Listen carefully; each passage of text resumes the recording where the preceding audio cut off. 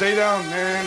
Sam, he's got a knife! I see that. We have a knife too. The main character is Gray, and then his wife, Asha. Are those names in reference to anything, or do they just happen to sound like a reference to something?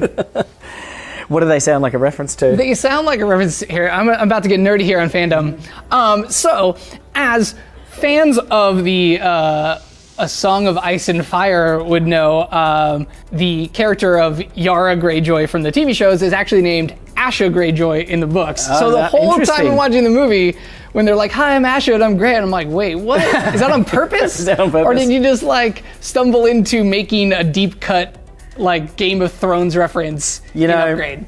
A better version of me would probably say, well, of course, yes, that was a total reference. And we'll just put it there. I'm going to tell you the truth and say that as a big Game of Thrones fan, I did not know that. I did not know that her name was Asha Greyjoy, and it was not a reference. So with those guys, I just liked the way those names sounded together, but I didn't know about that in Game of Thrones. That's good. I got to own that more. When is the new season of Game of Thrones starting, by the way? Next year. It's next year? Yeah. It's not later this year? It's next year. Yeah. Although I have had some interesting discussions with some friends of mine, one of whom in particular had an intriguing theory about where it's all doing. But Can you share it?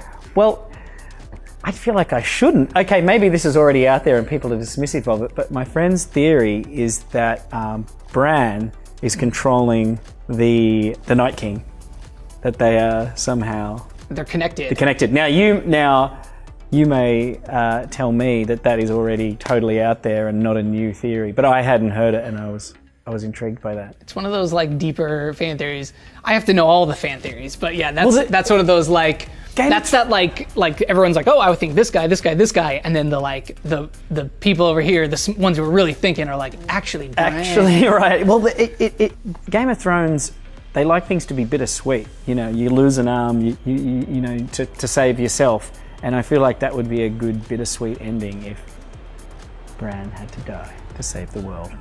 Anyway. Who do you think's gonna like come out on top of the whole thing? Yeah, I would like to see Daenerys come out on top. She's my favorite. I mean, there's not many compasses for good moral people on that show. They've really whittled it down to like it's Tyrion and Daenerys. There's no one left really you can root for a lot of times.